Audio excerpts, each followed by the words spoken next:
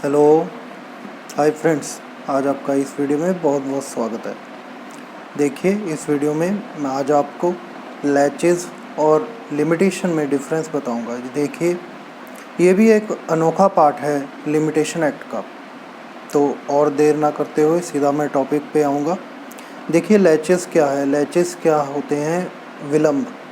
किसी भी चीज़ में विलम्ब करना, अननेसेसरी डिले करना, जिसकी कोई भी आपके पास जस्टिफिकेशन नहीं है। अगर जस्टिफाइड डिले हो तो वो तो इग्नोर किया जा सकता है।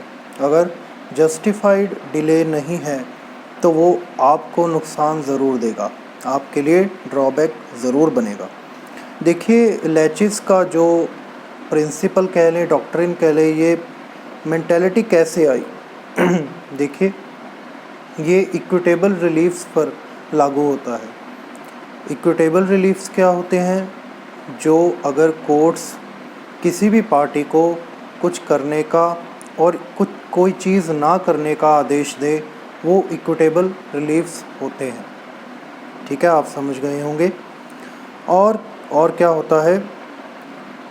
जो जैसे मान लें कोई पार्टी है, उसका कोई राइट वायलेट हुआ है और उस वायलेशन पर अगर वो साइलेंट है, जो भी उसे लॉफुल रेमेडीज़ अवेलेबल हैं वो उसको वर्किंग में नहीं लेके आता, उनको यूज़ नहीं करता, तो लैचेस का जो डॉक्ट्रिन है, जो प्रिंसिपल है, वो क्या मानेगा कि इस बंदे ने साइलेंटली या इम्प्लाइडली उस वायलेशन को असेंट दे दी, उसको मंजूरी दे दी।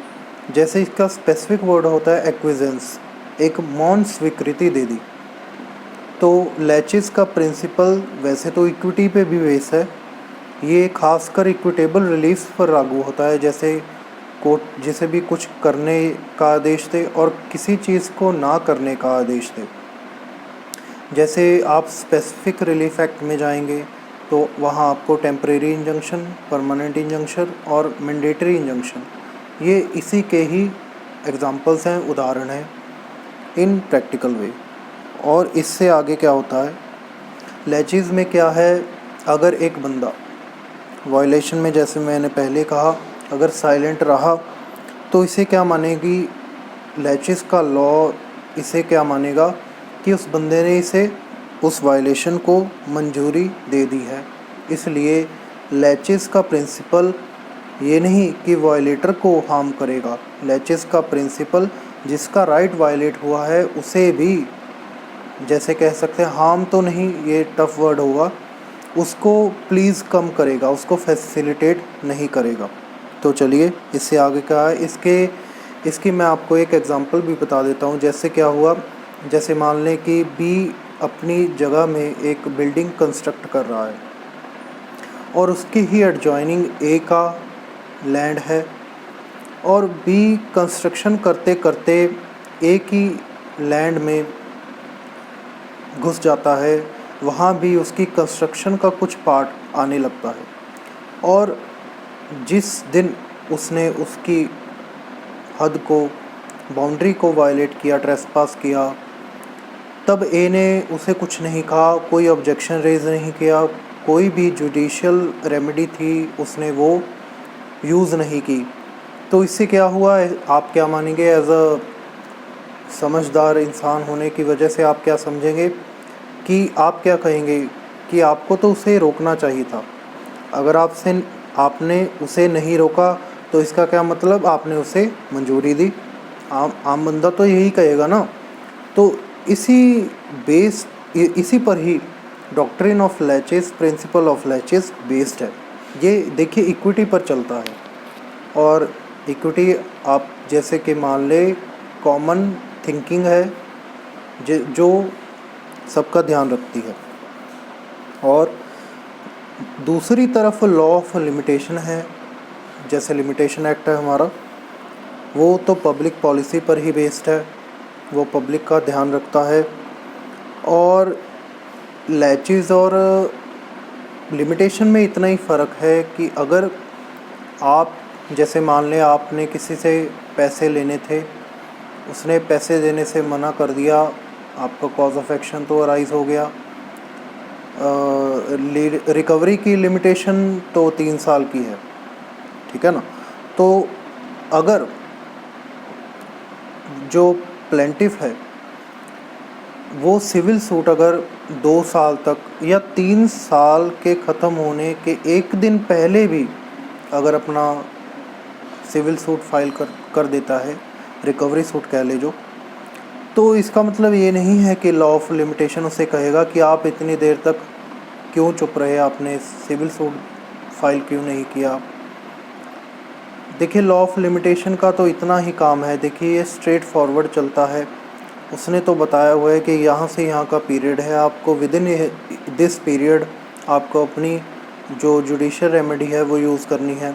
उसने इसके अलावा उसे कोई मतलब नहीं है। हाँ, अगर आप उसका प्रिस्क्राइब्ड पीरियड क्रॉस कर जाते हैं, लांघ जाते हैं, तो लॉ ऑफ लिमिटेशन आपको कोई भी 1-2 प्रोविज़न को छोड़कर आपको कोई भी फैसिलिटेशन नहीं देने वाला है। तो लैचेस यहाँ पे क्या डिस्टिंक्शन क्रिएट करता है, लैचेस में क्या है, देखिए आपका राइट तो अवेलेबल रहेगा, आपका राइट तो है, देखिए पर क्या एक रीज़नेबल पर्सन होने की तरह, एक रीज़नेबल पर्सन होने पर क्या आप इतनी देर तक रुकेंगे। यहाँ पर प्रिंसिपल ऑफ लैचेस काम में आता है कि आप इतनी देर तक क्यों चुप रहे, आप समझदार इंसान नहीं है क्या, क्या इतनी देर तक अपने राइट पर या कोई भी वायलेशन हो रही थी, आप इतनी देर तक क्यों चुप रहे। उस जगह पर डॉक्ट्रिन ऑफ लैचेस आपको फैसिलिटेट नहीं करेगा, आपका राइट होने के बावजूद भी आपका राइट ख़त्म हो सकता है। देखिए डॉक्ट्रिन ऑफ लैचेस तो यही कहता है कि अननेसेसरीली डिलेज ना हो, अननेसेसरीली आप अपने राइट्स पर सोते ना रहें। जैसे अपने पिछले वीडियो में भी पढ़ा था कि law appease the vigilant not the person who slept over his rights. देखिए यही बात तो डॉक्ट्रिन ऑफ लैचेस भी हमें बताता है। और एक बात डॉक्ट्रिन ऑफ लैचेस में देखिए बेसिकली तो डिफरेंस की बात है, उसको लिमिटेशन क्रॉस करने की बात नहीं है।